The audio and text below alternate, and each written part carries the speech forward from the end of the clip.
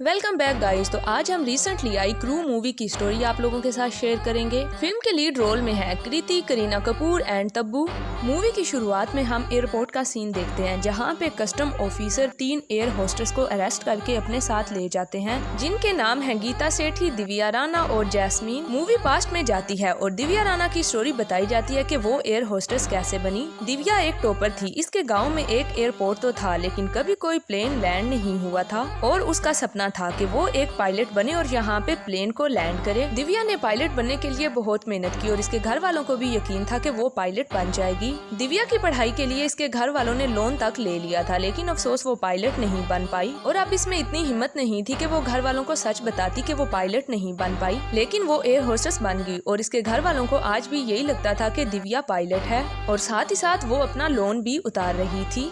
इसके बाद गीता सेठी की स्टोरी बताई जाती है। गीता और इसके हस्बैंड काफी रिच फैमिली से बिलोंग करते थे। इन लोगों का अच्छा खासा बिजनेस था, लेकिन सेठी फैमिली में लड़ाई हुई जिससे इनकी फाइनेंशियल कंडीशन काफी खराब हो गई, जिस वजह से गीता को घर चलाने के लिए एयर होस्टेस की जॉब करना पड़ी। यहाँ पे गीता मिस्टर सेठी से कहती है कि जैसे ही एयरलाइन वाले मेरा PF दे देंगे तो मैं ये जॉब छोड़ दूंगी और गोवा में हम लोग अपना रेस्टोरेंट खोल लेंगे। फिर हमें जैस्मीन की स्टोरी बताई जाती है। उसकी मम्मी पापा की डिवोर्स के बाद वो अपने नाना के पास रहती है। उसके नाना ही उसका सब कुछ थे। जैसे जैसे जैस्मीन बड़ी होने लगती है उसको बस अमीरी और पैसा चाहिए था जिससे वो अपनी लाइफ अमीरों की तरह बसर कर सके। उसने बिजनेस का सोचा तो उसमें वो बुरी तरह से फेल होगी। इसके बाद किसी ने उसको एयर होस्टेस के लिए सजेस्ट किया तो खूबसूरत होने की वजह से उसको कोहिनूर एयरलाइन में एयर होस्टेस की जॉब मिल गई। इस कोहिनूर एयरलाइन के मालिक विजय वालिया है। अब स्टोरी प्रेजेंट में शिफ्ट होती है और ऑफिसर इन तीनों से सवाल करती है और हमें पता चलता है कि सोने को स्मगल करने के जुर्म में इन तीनों को अरेस्ट किया गया है। ये तीनों बोलती हैं कि हमें इस बारे में कुछ नहीं पता। अगला सीन 6 माह पहले का दिखाया जाता है जहां गीता से दिव्या पूछती है कि मैम हमें हमारी सैलरी कब तक मिलेगी, क्योंकि मुझे अपने लोन की इंस्टॉलमेंट अदा करनी है। जिस पे गीता कहती है कि HR मित्तल से बात हुई है, दिवाली के बोनस के साथ साथ सैलरी भी मिल जाएगी।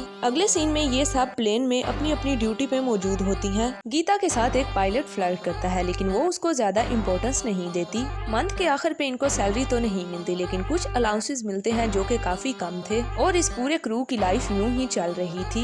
एक दिन तंग आके गीता अपने क्रू के मेंबर राजवंशी से पूछ ही लेती है कि आखिरकार हम लोगों को सैलरी कब मिलेगी, जिस पे राजवंशी कह देता है कि एयरलाइन में ऐसी प्रॉब्लम आती रहती है। ये सब क्रू प्लेन में अपनी अपनी ड्यूटी पे होता है। गीता राजवंशी को चाय देने के लिए आती है और तभी मालूम होता है कि राजवंशी मर चुका है क्योंकि उसे सांस का प्रॉब्लम था। ये लोग राजवंशी को CPR देने का डिसाइड करती हैं, जिसके लिए दिव्या और जैस्मीन तैयार नहीं थी, लेकिन इंसानियत के नाते गीता ये काम करने के लिए तैयार हो जाती है और राजवंशी की चेस्ट प्रेस करने के लिए उसकी शर्ट खोलती है। शर्ट के साथ साथ इन तीनों की आंखें खुली की खुली रह जाती हैं क्योंकि राजवंशी गोल्ड के बिस्किट की स्मगलिंग कर रहा था। ये तीनों राजवंशी की बॉडी को सीट तक लेके जाती हैं और जैस्मीन कहती है अगर हम तीनों ये सोना ले लेती हैं तो हमारी लाइफ सेट हो जाएगी। जैस्मीन इन दोनों को काफी फोर्स करती है लेकिन गीता कहती है कि मैं चोर नहीं हूँ और ना ही मुझे जेल जाना है। गीता और दिव्या दोनों ही इस काम के लिए राजी नहीं होती। सोना और राजवंशी की बॉडी ये लोग कस्टम ऑफिसर्स के हवाले कर देती हैं। इस पॉइंट पे हम लोग जयवीर नाम के एक कस्टम ऑफिसर को देखते हैं जो कि दिव्या को देख के स्माइल करता है और दिव्या बताती है ये दोनों बास्केटबॉल के टूर्नामेंट के दरमियान मिले थे, बट उसके बाद ये दोनों कभी नहीं मिले।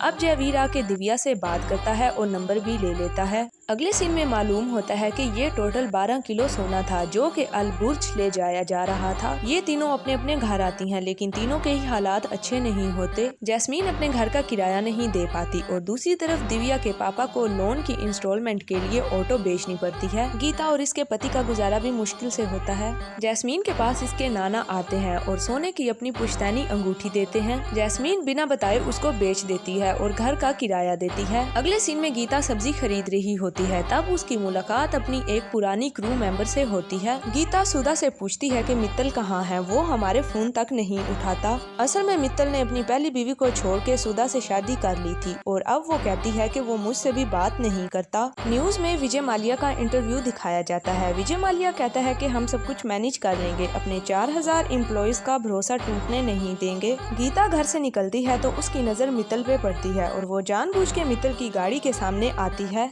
और वो मित्तल से पूछती है कि क्या सच में कोहिनूर एयरलाइन कंगाल हो गई है जिसकी वजह से हम लोगों को पैसे नहीं मिल रहे। लेकिन बातों ही बातों में वो मित्तल जी से सच उगलवा ही लेती है और मित्तल बता देता है कि किसी को पैसे मिलने की उम्मीद नहीं है और वो ये सब सुन के परेशान हो जाती है क्योंकि काफी महीनों की सैलरी नहीं मिली थी। इसके बाद गीता एयरलाइन के वेयर हाउस में दिव्या और जैस्मीन के साथ जाती है और वहाँ से सारा सामान बैग्स में भरती है और कहती है पैसे तो नहीं मिले, कम से कम ये सब कुछ तो होगा। जैस्मीन और दिव्या उससे रीजन पूछती हैं और सब कुछ जानने के बाद ये दोनों भी परेशान हो जाती हैं। जैस्मीन कहती है कि तुम दोनों की वजह से वो सोना हाथ से निकल गया। दिव्या सॉरी बोलती है और अब इन लोगों को अफसोस होता है, काश हम लोग सोना रख लेते। गीता कहती है कि आखिर ये राजवंशी काम किसके लिए करता था, काश हम लोग ये मालूम कर सकते। जैस्मीन कहती है कि अभी मालूम हो जाता है और वो बताती है उसने राजवंशी का मोबाइल अपने पास रख लिया था। अब ये लोग उसी नंबर पे कॉल करती हैं जिस पे राजवंशी बार बार कॉल्स करता था और दूसरी तरफ से फोन मित्तल उठाता है जिससे इन्हें मालूम हो जाता है कि इस सब के पीछे इस मित्तल का ही हाथ है। अगले सीन में ये तीनों इससे जाके मिलती हैं और इसको ब्लैकमेल करती हैं कि हम लोग भी सोना एक्सपोर्ट कर सकती हैं और हमें पैसा कमाना है। मित्तल इन्हें कार्ड देता है और कहता है इस एड्रेस पे आ जाना। अगले दिन ये तीनों मित्तल के एड्रेस पे पहुँच जाती है और मित्तल इन लोगों को सोने के बिस्किट्स देता है और कहता है कि अब भी सोने को अल बुर्ज पहुँचाने की जिम्मेदारी तुम लोगों की है और वार्निंग देता है कि भागना नहीं, तुम तीनों की कुंडलियां मेरे पास मौजूद हैं और साथ ही साथ कहता है कि राजवंशी का मामला अभी तक गर्म है तो सोने को ले जाने का कोई नया तरीका ढूंढो। अब ये तीनों सोने को बाहर ले जाने के लिए कोई डिफरेंट तरीका सोचती हैं। तभी गीता चॉकलेट खाती है तो उसके माइंड में एक आइडिया आता है। ये तीनों सोने को लेके सुनियार के पास चली जाती हैं और इस सोने को मेल्ट करवा के चॉकलेट की शेप में कन्वर्ट करवा लेती हैं और इन गोल्ड के बॉल्स को चॉकलेट में डिप कर लेती हैं और चॉकलेट के बॉक्सेस में पैक करके बहुत ही डर डर के ये लोग अपनी पहली स्मगलिंग को अंजाम देती हैं और इस काम से वो माला माल हो जाती हैं और दिन ब दिन ये सोना बाहर स्मगल करती हैं जिससे इनकी लाइफ बदल रही थी। जैस्मीन अपने नाना की अंगूठी वापस खरीद लेती है और गीता को भी रेस्टोरेंट खोलने का ख्वाब पूरा होते नजर आ रहा था। सैलरी ना मिलने के बावजूद ये तीनों बहुत खुश होती हैं जिससे क्रू की एक मेंबर को इन पे शक हो जाता है।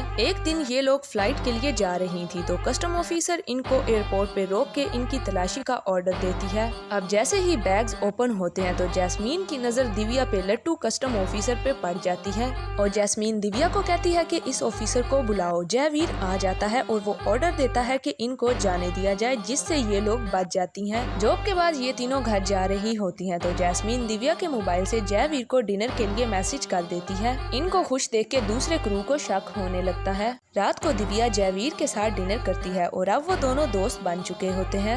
अगले दिन फ्लाइट में इन लोगों को एयर अलाउंस मिलता है तो क्रू की एक मेंबर कहती है कि इतने कम पैसों में वो अपने बेटे को अच्छे स्कूल में पढ़ा भी नहीं सकती है और सारा क्रू इन तीनों को छोड़ के काफी परेशान होता है। स्टोरी प्रेजेंट में शिफ्ट होती है जहाँ पे कस्टम ऑफिसर बार बार सोने के बारे में पूछ रही होती है। ऑफिसर कहती है कि अभी भी सोना अल बुर्ज स्मगल हो रहा है और तुम तीनों का हाथ है इसमें। कस्टम ऑफिसर को इन तीनों की पार्टी वाली फोटोज मिलती हैं और वो कहती है कि इतना पैसा तुम लोग कहां से लेती हो। स्टोरी पास्ट में जाती है जिसमें ये तीनों जैस्मीन की बर्थडे पार्टी करती हैं और शैंपेन की एक बड़ी बोतल लेके नशे में ये तीनों घर लौट रही होती हैं और दिव्या एक लड़की के साथ टकराती है और वो और कोई नहीं इनके ही क्रू की एक मेंबर होती है। उसे देख के ये तीनों हैरान हो जाती हैं। अगले दिन कस्टम ऑफिसर को कॉल आती है और बताया जाता है कि आज कोहिनूर की फ्लाइट से सोना बाहर जा रहा है और वो जयवीर को दिखाती है कि ये 3 नाम बताए गए हैं।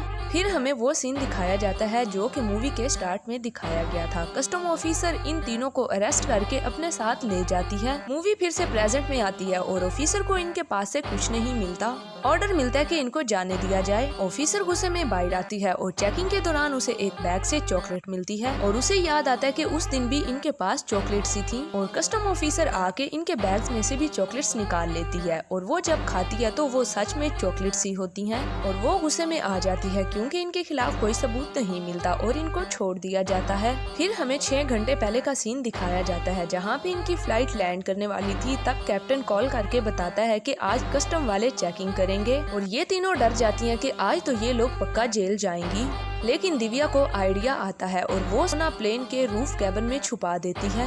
इसीलिए चेकिंग के दौरान कस्टम वालों को सोना नहीं मिलता और ये तीनों छूट जाती हैं। लेकिन प्लेन के साथ सोना भी इनकी नजरों के सामने से उड़ जाता है। ये लोग घर जाने के लिए निकलती हैं और रास्ते में कहती हैं कि क्रू की उस लड़की ने ही इन लोगों को पकड़वाया होगा। तब दिव्या और जैस्मीन की लड़ाई हो जाती है और गीता गुस्से में इन दोनों को कार से उतार के खुद चली जाती है। दिव्या को जयवीर बहुत सी कॉल्स करता है लेकिन वो नहीं उठाती। अगले दिन फ्लाइट के दौरान क्रू के मेंबर्स को दिव्या अपने बारे में बात करते हुए सुनती है और वो ये सोचने पे मजबूर हो जाती है कि कहीं वो क्रिमिनल तो नहीं बन गई और टॉपर होने के बावजूद वो ये सब कुछ कर रही है। अगले दिन एयरपोर्ट पे दिव्या को उसका भाई मिलता है और वो दिव्या को एयर होस्टेस के यूनिफॉर्म में देख के हैरान हो जाता है क्योंकि इन लोगों को तो ये मालूम था कि दिव्या पायलट है। दिव्या अपने भाई को सच बता देती है और वो बोलता है कि जैसा चल रहा है वैसे चलने दो। कुछ दिन गुजरने के बाद उसी फ्लाइट से सोना नीचे गिरता है। ये न्यूज हर चैनल पे दिखाई जाती है। जयवीर खबर सुन के कहता है कि तुम्हारी उस दिन वाली टिप तो सही थी, लेकिन ऑफिसर कहती है अब क्या फायदा, वो बच के निकल गई है। जयवीर से मिलने के लिए दिव्या आती है लेकिन उसका ट्रस्ट टूट चुका होता है और वो उससे बात करने से इनकार कर देता है। जैस्मीन घर जाती है तो उसको पता चलता है कि उसके नाना उसको हमेशा के लिए छोड़ के चले गए हैं और वो बुरी तरह से टूट जाती है। कुछ दिनों के बाद न्यूज आती है कि कोहिनूर एयरलाइन के मालिक विजय माल्या हमेशा के लिए मुल्क छोड़ के भाग गए हैं और किसी भी एम्प्लॉय को एक फूटी कौड़ी भी नहीं मिलने वाली, जिससे सब क्रू बहुत परेशान होता है और इन सब की क्रू के साथ बहस हो जाती है जिसपे वो लड़की कहती है कि मैंने कस्टम वालों को तुम तीनों के बारे में कुछ नहीं बताया। ये सुन के इन तीनों के होश उड़ जाते हैं कि जब इसने किसी को कुछ नहीं बताया तो किसने बताया होगा। इनको कस्टम ऑफिसर की बात याद आती है जो कि ये कहती है कि मुझे जिसने खबर दी है वो पहले एयर होस्टेस रह चुकी है। तब गीता को याद आता है जरूर ये मित्तल की बीवी सुधा ने किया होगा।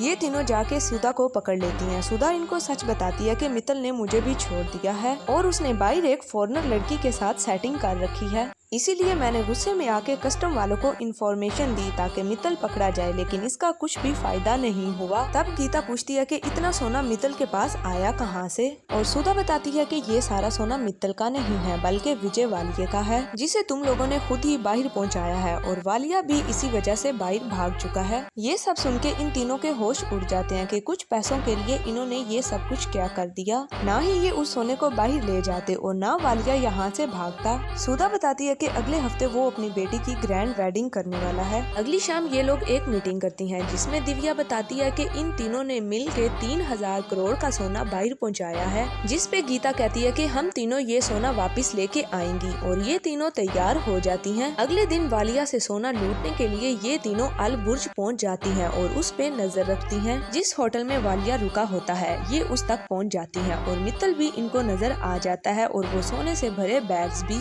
गीता कहती है कि इस होटल में हमें स्टाफ की नौकरी करना पड़ेगी अगर सोना इसी होटल में है तो, जिसके बाद गीता पैसे दे के स्टाफ में शामिल हो जाती है। अब ये तीनों सोना निकालने की प्लानिंग करती हैं, लेकिन यहाँ पे प्रॉब्लम ये थी कि सारे होटल में कैमरे लगे थे। दिव्या अपने भाई को कॉल करती है जो कि हैकिंग में एक्सपर्ट होता है और वो कैमरा हैक करने के लिए मान जाता है। कैमरों को हैक करने के लिए कुछ मेन इन्फॉर्मेशन उसे अपने भाई तक पहुँचानी थी जिसे वो स्टाफ बन के हासिल कर लेती है। गीता को स्टाफ से मालूम होता है कि रूम का पासवर्ड और कार्ड सिर्फ ओनर के पास होता है और बिना कार्ड के रूम में कोई दाखिल नहीं हो सकता, तो अब इनको वालिया के रूम में जाने के लिए उसका कार्ड भी निकालना होगा। तब जैस्मीन कहती है कि अगर मुझे वालिया के साथ 2 मिनट मिल जाए तो मैं उसका कार्ड चुरा लूंगी। ये लोग मित्तल से जाके मिलती हैं और उसे कहती हैं कि मेहनत तुम्हारी थी लेकिन सारा सोना तो वालिया ले गया और ये तीनों मित्तल को 7% का लालच देती हैं जिससे वो भी इनके साथ मिल जाता है। रात को वालिया की बेटी की शादी थी। गीता और दिव्या तो स्टाफ में शामिल थी लेकिन जैस्मीन एक लड़के की हेल्प से शादी में आती है और फिर जैस्मीन वालिया से रूम का कार्ड ले ही लेती है और दिव्या अपने भाई की हेल्प से होटल के सारे कैमरे हैक करवा देती है। ये तीनों वालिया के रूम में आ जाती हैं। सामने रखे हुए सूट केसेस को खोलती हैं तो इनके होश उड़ जाते हैं क्योंकि तीनों ही बैग्स खाली थे।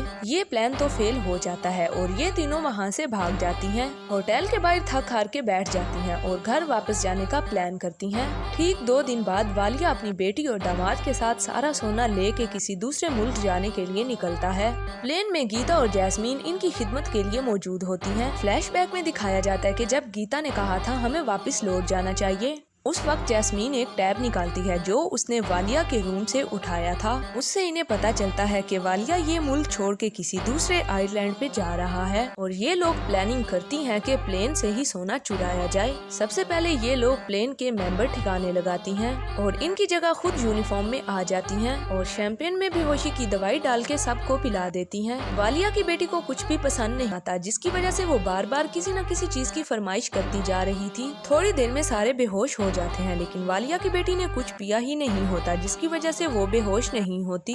वालिया की बेटी के सोने के बाद ये लोग बैग चेक करती हैं और सारा सोना इन बैग्स में ही मौजूद होता है और उसी वक्त वालिया की बेटी आ जाती है और वो चिल्ला चिल्ला के अपने पापा को जगाती है, लेकिन सब बेहोश होते हैं दवाई की वजह से। ये लोग वालिया की बेटी को बांध देती हैं, लेकिन वालिया की बेटी किसी तरह प्लेन उड़ाने वाले कैप्टन को कॉल कर देती है। तो हमें मालूम होता है कि प्लेन उड़ाने वाला कोई और नहीं बल्कि दिव्या है। फ्लैशबैक में दिखाया जाता है कि प्लेन उड़ाने वाला वही पायलट होता है जो कि गीता से फ्लर्ट करता था। गीता उससे मिलने जाती है और बेहोश करके उसे बंद कर देती है और उसकी जगह दिव्या आ जाती है। जब प्लेन को लैंड करना होता है तो दिव्या काफी घबरा जाती है क्योंकि उसको प्लेन को उड़ाना आता था लेकिन लैंड करना नहीं। गीता के समझाने पे वो लैंडिंग बुक पढ़ती है और रनवे देख के आखिरकार वो लैंड कर ही लेती है। दिव्या को मालूम होता है कि ये उसके गांव का रनवे है जहां वो कभी प्लेन को लैंड करना चाहती थी। इसके बाद ये तीनों सोना लेके यहाँ से निकलती हैं और वालिया इनको देखता ही रह जाता है और उसी वक्त पुलिस और कस्टम वाले आ जाते हैं और वालिया को अरेस्ट कर लेते हैं और साथ ही साथ सोना भी अपने कब्जे में ले लेते हैं। दिव्या ने इस सब के बारे में पहले ही जयवीर को इन्फॉर्म कर दिया था। अगले सीन में दिखाया जाता है कि कुछ सोना इन लोगों के पास होता है जो ये क्रू के मेंबर्स में बांट देती हैं और मित्तल को भी उसका हिस्सा मिल जाता है और वो सुधा के पास वापस लौट आता है और साथ ही साथ जयवीर और दिव्या की लव स्टोरी भी शुरू हो जाती है। तो ये थी क्रू मूवी की एंडिंग। उम्मीद करती हूँ आप लोगों को आज की वीडियो अच्छी लगी होगी। अगर आप लोगों को मेरी आज की एक्सप्लेनेशन अच्छी लगी है तो मेरे चैनल को कर दे सब्सक्राइब और वीडियो को कर दे लाइक। शुक्रिया।